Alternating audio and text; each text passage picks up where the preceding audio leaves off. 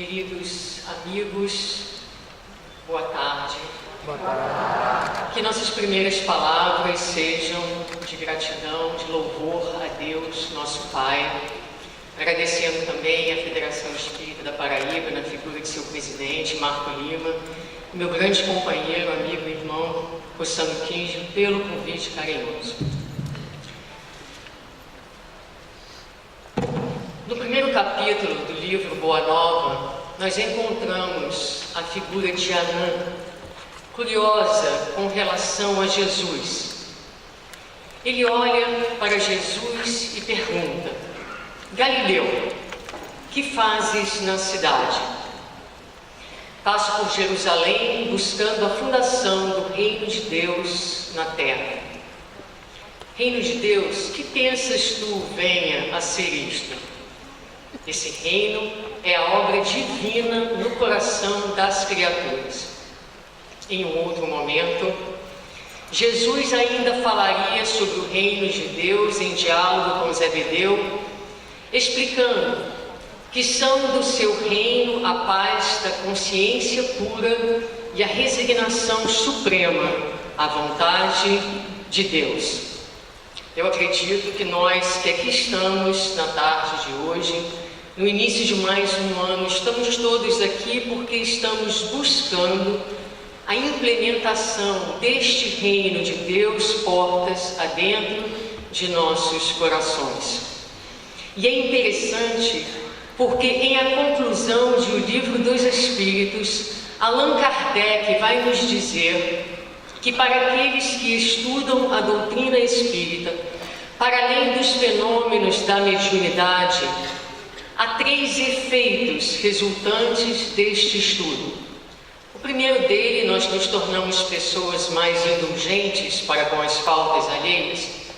A seguir, Kardec nos diz do desenvolvimento de um senso de religiosidade. Nós nos reconectamos com as criaturas e nos reconectamos também com Deus. Mas, para além disso, diz Allan Kardec, o estudo da doutrina espírita nos dá a resignação diante as vicissitudes da vida corporal. E assim o faz porque permite que a criatura saia do vale, digamos assim, onde ela vive, e perceba a vida de uma perspectiva mais alta, de uma perspectiva mais ampla. E o codificador diz que essa perspectiva faz com que a vida na Terra perca 3/4 da sua importância. Mas quando Jesus fala das características do reino e fala da resignação, vejamos que ele diz, não é de qualquer resignação. Ele nos fala da resignação suprema à vontade de Deus, significando dizer que para aceitar a vontade de Deus nessa intensidade, digamos assim, é necessário que nós tenhamos também com Ele uma relação de profunda intimidade e, acima de tudo, uma relação de profunda confiança. Então vamos olhar o que é resignar-se. O dicionário nos diz que resignar-se é aceitar pacientemente aquilo que a vida apresenta, aquilo que a vida nos traz, conformar-se, sujeitar-se, submeter-se à vontade de Deus. E em O Evangelho segundo o Espiritismo, nós vamos encontrar a resignação no item junto com a obediência. E os Espíritos vão nos dizer então que são 2 virtudes ativas, companheiras da doçura. Então o homem resignado e obediente às leis de Deus é um homem dócil. E quem somos nós? No capítulo 3º de O Evangelho segundo o Espiritismo, nós aprendemos que o denominador comum entre as criaturas que habitam os mundos de expiação e provas no universo é exatamente a rebeldia à vontade de Deus. Então, nós precisamos entender o que significa essa resignação, como nos tornarmos mais obedientes para sermos mais dóceis a vontade de Deus. E no mesmo capítulo de O Evangelho, os Espíritos nos dirão que a obediência é o consentimento da razão e a resignação é o consentimento do coração. Então, quanto mais nós entendemos dentro das nossas limitações as leis de Deus e tudo que foi falado hoje aqui para a gente, como que as leis são postas para nos auxiliar, o universo conspira a nosso favor, a favor da nossa harmonia. Quanto mais nós entendemos isso, nós nos tornamos obedientes. Como a criança, a princípio desobediente, mas quando ela percebe que o pai tem razão, ao menos em algumas coisas, ela se torna mais dócil e mais obediente ao pai. Mas também diz o Evangelho que a resignação é o consentimento do coração. Então é aquele momento onde a gente, não entendendo, a gente se entrega pelas vias do afeto. Pensemos numa criança pequenina de 1 ano e meio e 2 anos na beira de uma piscina. O pai está dentro da água. Olha para a criança, estende os braços e diz: vem meu filho, pula, papai te segura. E a criança tem medo. Cognitivamente ela não entende que aquele pai é forte, que a piscina é rasa, que não há chance alguma dela se afogar. Mas ela, pelas vias do afeto, da confiança, de perceber que aquele pai cuida dela, ela se entrega, ela se joga nos braços do pai. Como nós podemos então atingir esse estado de resignação? Que elementos a doutrina espírita nos oferece para que sejamos mais obedientes e com menos receio nos entreguemos às diretrizes divinas? É preciso resgatarmos brevemente a ideia de Deus, que já vimos falando aqui no transcorrer do dia. Porque estudamos, sabemos de cor, falar, por exemplo, dos atributos da divindade. Mas é preciso mais do que isso. É preciso que nós tragamos esse conhecimento para a nossa vivência diária. Então, quando nós dizemos, por exemplo, que Deus é a inteligência suprema do universo, é a infinita bondade, a infinita justiça, será que nós sentimos essas verdades no nosso dia a dia?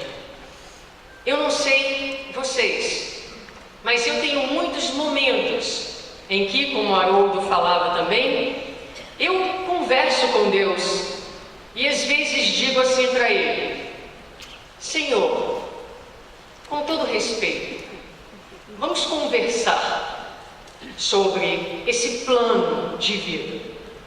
Me permita apresentar uma contraproposta. Um plano B, um plano C. Ou então há aqueles momentos em que a gente acorda um pouco mais frágil e lê o jornal e olha as notícias e se pergunta: onde é que está Deus, com a sua justiça e com a sua misericórdia? Mas nós não repetimos dentro das salas de estudos que Deus é a inteligência suprema, infinita do universo? Repetimos. Então é preciso que nesses momentos de mais fragilidade nós façamos um esforço de trazer esses conhecimentos cognitivos para o nosso sentimento, para sentir que, apesar de não entender exatamente o plano de Deus, não há dúvidas, é o melhor plano para cada um de nós. E que, apesar de nos faltar a percepção da justiça, porque vivemos no fundo do vale, se subíssemos, se nos elevássemos, veríamos que há um plano maior por trás de todas as coisas, agindo a nosso favor. É importante também lembrarmos da onipresença de Deus, porque nós vivemos a ilusão de uma desconexão que não é real. Nós podemos estar inconscientes da presença de Deus, mas nunca desconectados dele. Porque Deus está na Gênesis capítulo 3, está presente em toda parte. O seu pensamento, o seu sentimento se manifestam, são transmitidos através do fluido cósmico universal, onde todos nós estamos imersos. E para além disso, o fluido cósmico universal também está em nós, na nossa composição, no nosso perispírito. Então, como diz Paulo em Atos, em Deus nós nos movemos e existimos. Onde está Deus? Aqui? Ali? Não. Nós estamos em Deus. Mas nem todo esse entendimento é muitas vezes suficiente. Primeiro, entender, perceber e sentir essa inteligência atuando em nossas vidas, sentir que Deus está em nós, não há separação. Mas chega uma hora que a nossa inteligência não alcança Deus. E como diz Huberto Roden, ele será sempre, de alguma forma, o grande anônimo, porque o infinito que ele é, jamais caberá nas mentes finitas da criatura humana. Mas chega uma hora que a gente tem que apelar, digamos assim, ou procurar trabalhar então na fé. A fé que a princípio vai se manifestar na condição de medo, a criatura teme a Deus. Mais adiante ela crê em Deus. E mais amadurecida, ela confia em Deus. Então eu pergunto a vocês, vocês confiam em Deus? Se alguém disser que confia, eu perguntaria, plenamente? Porque quem confiava em Deus plenamente era Jesus. Nós acreditamos em Deus. Jesus, desde menino, falava da sua comunhão com o Pai. Também no livro Boa Nova nós vamos encontrar, por exemplo, Maria em conversa com Isabel. Ela se preocupa sobre o futuro do menino, ela já percebia que Jesus tinha algo de diferente e se preocupava com o seu futuro. E ele percebe a preocupação dela e pergunta a ela, mãe, o que tu queres de mim? Acaso não tenho testemunhado a minha comunhão com o Pai que está nos céus? Mas nós vivemos no nível da crença. Tem dia que a gente acredita mais, tem dia que a gente acredita menos. Nós somos ainda aqueles filhos que murmuram, usando a linguagem do Evangelho, significando dizer que neste murmúrio, nesta reclamação baixinha, mas constante, há uma insubmissão à vontade de Deus. Nós vivemos na nossa sociedade crises profundas da desconexão e da desconfiança de Deus, as ansiedades patológicas, as fobias, a depressão, que a nível espiritual ainda representa a não aceitação da criatura ao plano delineado pela inteligência suprema do universo. E Jesus tem uma passagem no livro Boa Nova, onde ele diz assim para Tiago: o mundo está cheio de crentes que não entendem a proteção dos céus, senão nos dias de tranquilidade e de triunfo. Será que esses somos nós? Porque nós estamos aqui nos primeiros dias de um ano novo. E se ao final deste ano nós conseguimos voltar com o casamento desfeito, conseguirmos o emprego que perdemos, o nosso filho nascer perfeito, tudo que nós pedirmos a Deus nos foi concedido, nós vamos chegar no final deste ano e vamos dizer: louvado seja Deus que é generoso e bom e toma conta de mim. Não é assim? Mas a pergunta é, será que nós, que abraçamos e estudamos a doutrina espírita, somos capazes de entender, de reconhecer a amorosidade cuidado de Deus para com nós, nos momentos em que a vida não parece triunfar e que nós experimentamos os aparentes fracassos da existência corporal. E a doutrina nos dá ainda mais elementos para ajudar a pensar a questão da resignação, porque ela nos fala, por exemplo, do papel da dor. Naturalmente, nós questionamos a dor, como foi questionado aqui alguns momentos atrás. Mas o Espiritismo nos traz um entendimento da dor singular, porque ele nos diz que todo crescimento requer uma dose saudável de dor.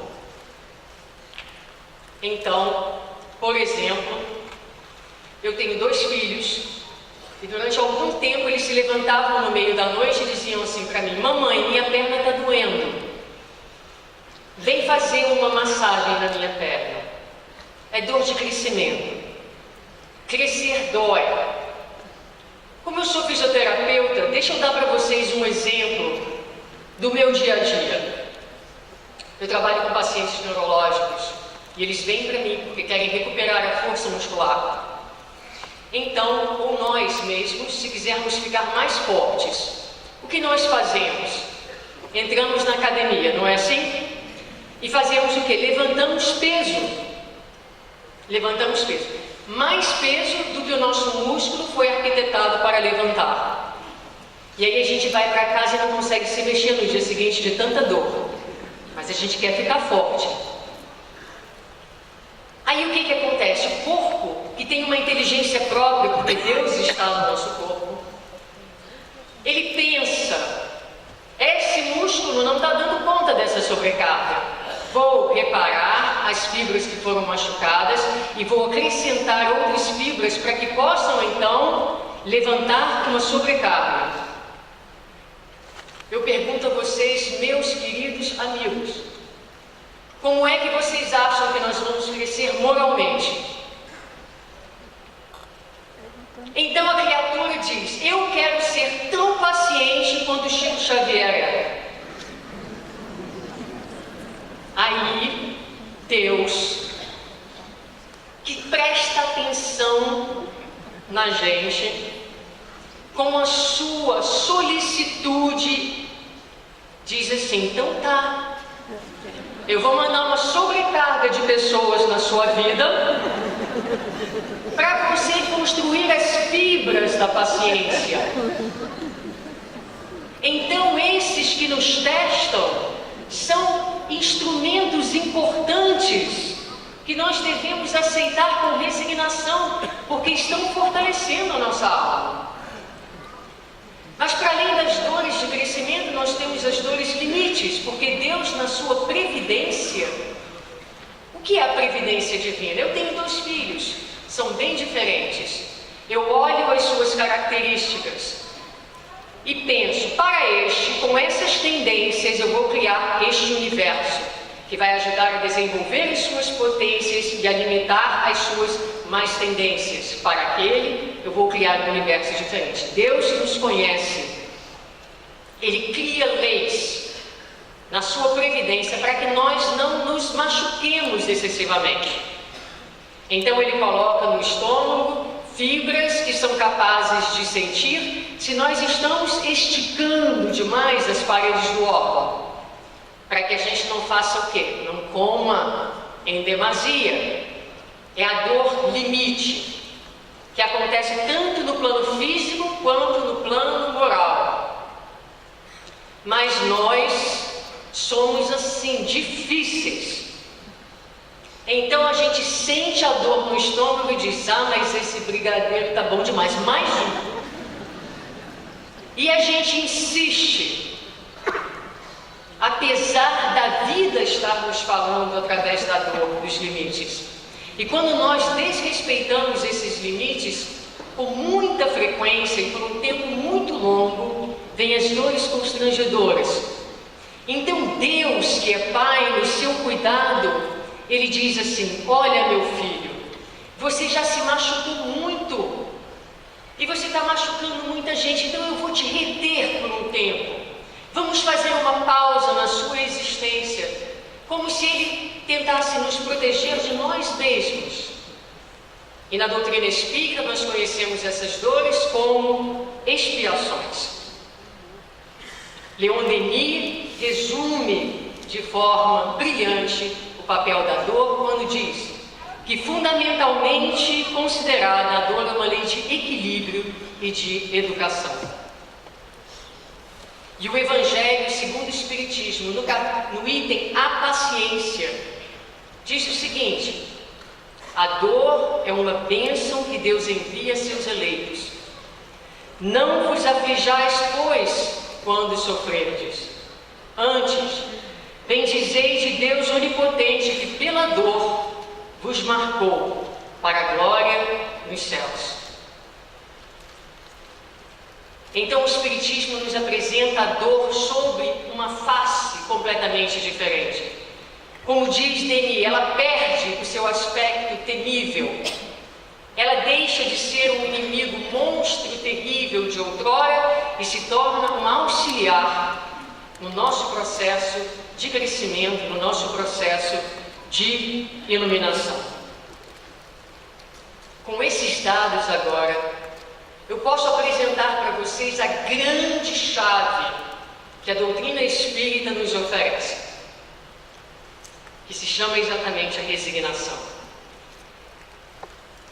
Porque também diz o Evangelho que mesmo a dor, as lutas não alcançarão efeitos salutares se a criatura não souber bem compreendê-la, bem suportá-la.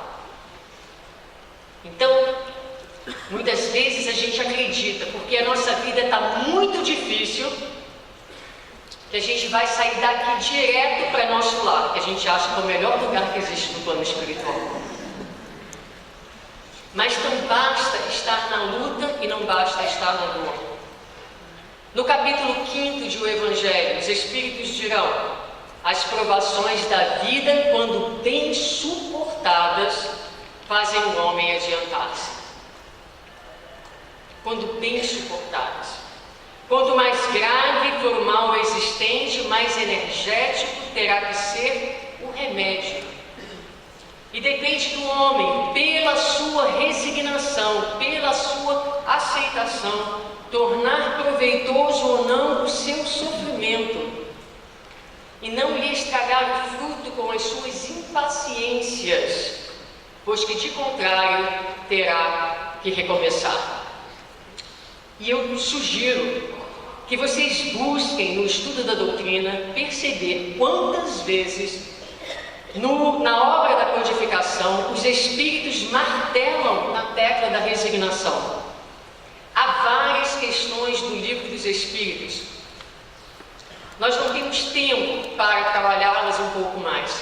Mas, por exemplo, a questão 486 e a questão 976 perguntam basicamente a mesma coisa. Se os espíritos que nos acompanham, se eles se afligem com as nossas dores, com as nossas provas.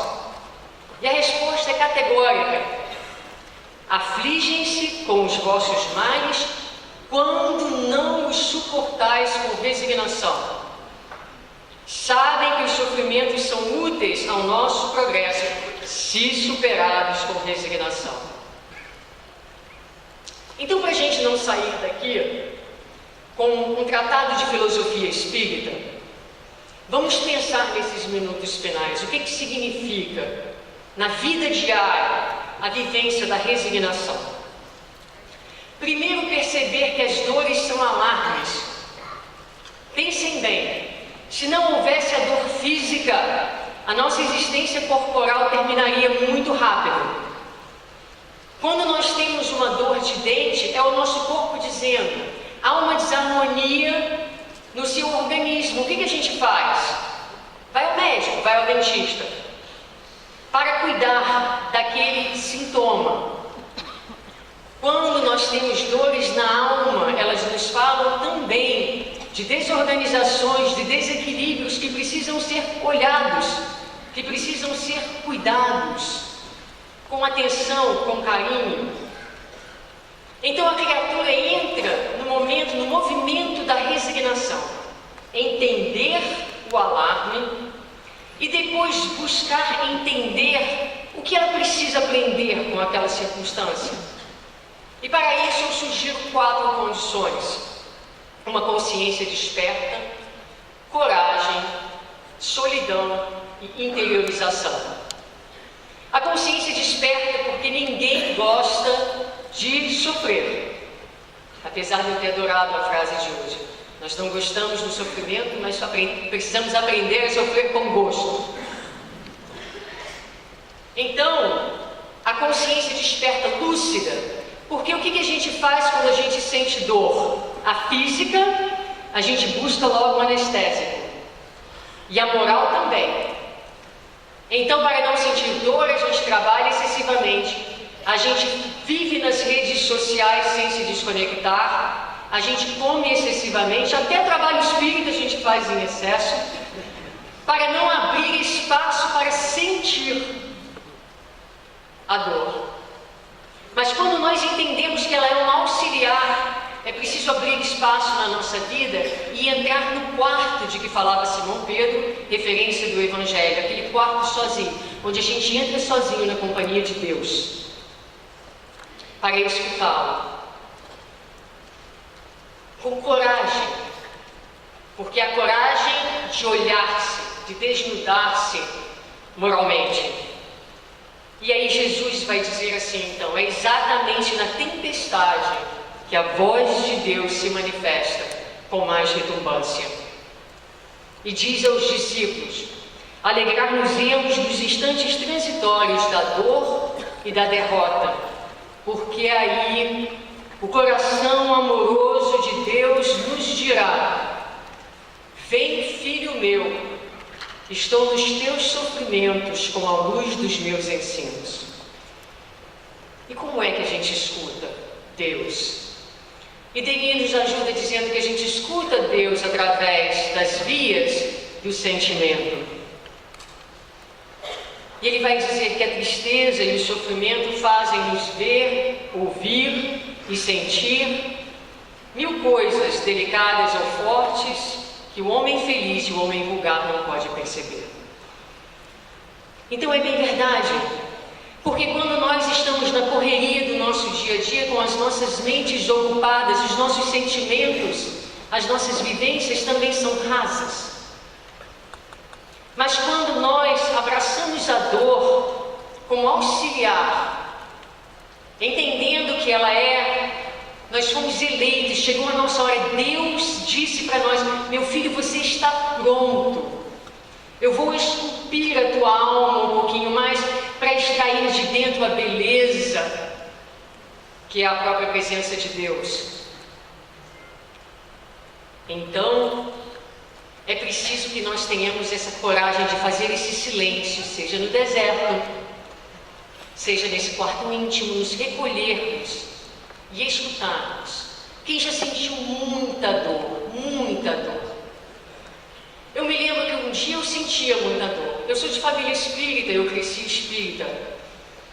Sempre com uma crença forte em Deus. Mas houve um momento, eu fazia 4 anos de análise, e eu sentia tão sem chão. Naquele momento eu fui correr. E eu corria e chorava. Enquanto eu corria e chorava, eu perguntava: onde está Deus? Foi o único momento na minha vida que eu perguntei: onde está Deus? Mas no dia seguinte eu acordei descobrindo que a dor não me matou. E descobrindo valores e percebendo intuições e descobrindo uma força dentro de mim, que é Deus, que eu não sabia existir. Então, quando a gente tem coragem de estar na dor, ela permite que se abra um mundo diferente para nós. Como diz Leon Denis, coisas delicadas ou fortes que, de contrário, nós não conseguiríamos escutar. E a partir então desse exercício, porque tudo isso é um exercício, não é? Nós vamos devagarinho reconfigurando a figura de Deus. E ele já não é mais então aquele pai que concede, mas o pai que educa. Já não é mais o Pai que recompensa, mas o Pai que trabalha no aperfeiçoamento das nossas almas. E a gente começa a ter mais vontade de Deus, a ter desejo dessa relação mais íntima, de ter mais confiança, porque essa confiança, essa proximidade com Deus vai nos trazer paz. Quando nós percebemos que o capitão é nosso Pai, que há alguém no controle das nossas existências, Jesus diz: não podemos duvidar da fidelidade do Pai para conosco. Sua dedicação nos cerca o Espírito. Desde os primeiros dias, ainda não o conhecíamos e Ele já nos amava. Então a gente espera que todo esse conhecimento inspire as nossas almas para sermos mais dóceis. Mas não há dúvida que haverá momentos em que nós titubearemos na nossa fé, ainda pequenina, menor que um grão de mostarda. Como também os discípulos, é uma jornada. Simão Pedro, que foi crucificado de cabeça para baixo, em obediência aos desígnios de Deus, em determinado momento pergunta a Jesus: Mestre, será que Deus ouve todas as nossas orações? E Jesus diz: como não, Pedro? Em tudo deve a oração constituir o nosso recurso permanente de comunhão ininterrupta com o Pai. Mas Pedro diz assim: mas mestre, eu tenho orado com fervor, pedido a Deus a resolução dos problemas da minha vida material, e não sei se Ele me escuta. E Jesus diz então: Pedro, enquanto orares, pedindo ao Pai a satisfação de teus desejos e de teus caprichos, é possível que te retires inquieto e desalentado da tua oração, mas sempre que solicitares a bênção de Deus, a fim de compreenderes a sua vontade justa e sábia a teu respeito, receberás pela oração os bens divinos do consolo e da paz. Fica a dica para o ano novo. Orar a Deus e perguntar: Senhor, qual é a tua vontade para com a minha vida, para com o meu ano novo? E nós teremos sempre a figura augusta de Jesus como mestre. Não só porque Ele ensinou através de palavras, mas porque Ele deu o exemplo vivo de tudo aquilo que Ele ensinou. Então me permitam dividir com vocês a passagem de Humberto de Campos durante o dia de Calvário, quando Humberto de Campos diz que Jesus, naquele dia, naqueles momentos, na hora suprema, Ele ensinaria às criaturas a excelsa virtude de retirar-se com a solidão dos homens, mas com a proteção de Deus. Ele, que havia transformado toda a Galileia em uma fonte divina, que se levantara com desassombro contra a hipocrisia do farisaísmo do templo, que desapontara campistas no próprio templo de Jerusalém, enérgico, vocal, forte, passa no dia do Calvário em espetáculo para o povo, com a alma em maravilhoso silêncio, sem proferir a mais leve acusação. Ele caminha humilde, coroado de espinhos, sustendo na mão uma cana imunda à guisa de cetro, vestindo a túnica da ironia, sob as cusparadas dos populares exaltados, de faces sangrentas e passos vacilantes, sob o peso da cruz, vilipendiado, sem uma acusação, sem articular uma queixa. E nesse momento, meus queridos, Jesus sai da posição de mestre. Ela passa a ser secundária e Ele assume em totalidade a posição do filho, resignado, obediente à vontade de Deus. E ele era puro, sem máculas. Nós somos uma obra inacabada, ainda nas mãos de Deus. Teremos, dentro das nossas dores, das nossas dificuldades, das nossas lutas, os nossos momentos naturais de humanidade. Mas lembremos que Pedro, na continuidade daquele diálogo, diz então a Jesus: Senhor, ensina-nos então a orar. E nós terminamos deixando para vocês a oração ensinada por Jesus, na versão doce do Espírito Emmanuel, pedindo que esse momento final seja um momento onde nós possamos escutar as palavras, buscando agora conectar, não com as ideias, mas com o sentimento, porque Deus está aqui, nós estamos em Deus, e por mais que não pareça, tudo está certo. Eu pergunto se é possível abaixar a luz, para que a gente faça esse momento, se não for, não tem importância. Mas diz então o Espírito Emmanuel: Pai nosso, que estás em toda parte, santificado seja o teu nome no louvor de todas as criaturas. Venha a nós o teu reino de amor e de sabedoria.